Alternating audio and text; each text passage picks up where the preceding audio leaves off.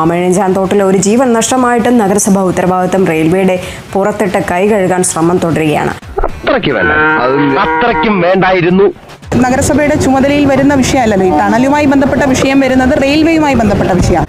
സ്വന്തം കഴിവുകേട് മറയ്ക്കാൻ ഉപകരണങ്ങളിൽ പഴിചാരുക, കൈയക്ഷരം മോശമായതിന് പേനെ കുറ്റം പറയുക, മരം വെട്ടറിയാത്തതിന് കോടാലിക്ക് തെറി വിളിക്കുക. കുറച്ചെങ്കിലും ലജ്ജ വേണം ആര്യ രാജേന്ദ്ര.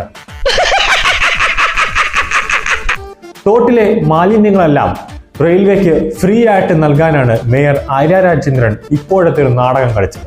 അങ്ങനെ ഉത്തരവാദിത്തത്തിൽ നിന്ന് ഒഴിഞ്ഞു മാറാൻ ഞാൻ നിന്നെ സമ്മതിക്കില്ല. സർക്കാർ തരുന്ന ശമ്പളം മേടിച്ച് ഉരുട്ടി വിഴുകുന്നുണ്ടല്ലോ. ഇവിടെ വലിച്ചെറിഞ്ഞതോ തമ്പടിച്ചതോ അല്ല. നഗരസഭയുടെ ഈ ആമയിഴഞ്ചാൻ തോടിന്റെ വിവിധ ഭാഗങ്ങളിൽ കൂടി ഒഴുകി വരുന്ന മാലിന്യമാണ് ഇവിടെ കൂമ്പാരമായി മാറിയിട്ടുള്ളത്. അതിന്റെ പൂർണ്ണമായിട്ടുള്ള ഉത്തരവാദിത്വം നഗരസഭയ്ക്ക് തന്നെയാണ്. പാച്ചേട്ടാ, അവമാനിക്കരുത്. ഞാൻ നല്ലൊരു കുടുംബത്തിൽ പറഞ്ഞവനാണ്. നീ നല്ല കുടുംബത്തിൽ പറഞ്ഞു, ഞാൻ പിന്നെ മറ്റേ കുടുംബത്തിൽ പറഞ്ഞാണല്ലോ.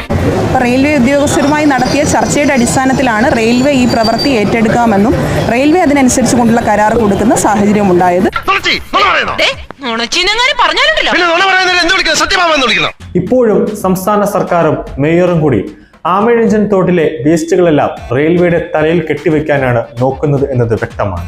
ചെയ്ത ദ്രോഹമൊന്നും പോരാഞ്ഞിട്ട് നീ അന്തസ്സ് പഠിപ്പിക്കാണ്ടി കോമരം. ഇതിന് ആരാണ് ഉത്തരവാദിത്വം എന്ന് ചോദിച്ചാൽ ഈ സർക്കാരും കോർപ്പറേഷനും അതിന് പ്രാഥമികമായ ഉത്തരവാദികളാണെന്നാണ് ഞാൻ പറയുക. ഞാൻ പറഞ്ഞല്ലോ, ഒരു അബദ്ധങ്ങളുടെ ഒരു ഘോഷയാത്ര തന്നെയാണല്ലോ നിന്റെ ജീവിതം. KSRTC ബസ് നിങ്ങൾ തടയാൻ കാണിച്ചതിന്റെ 10-1 ജാഗ്രത മതിയായിരുന്നു. അതൊക്കെ ഗോപാലകൃഷ്ണൻ ഒരു നമ്പറല്ലേ?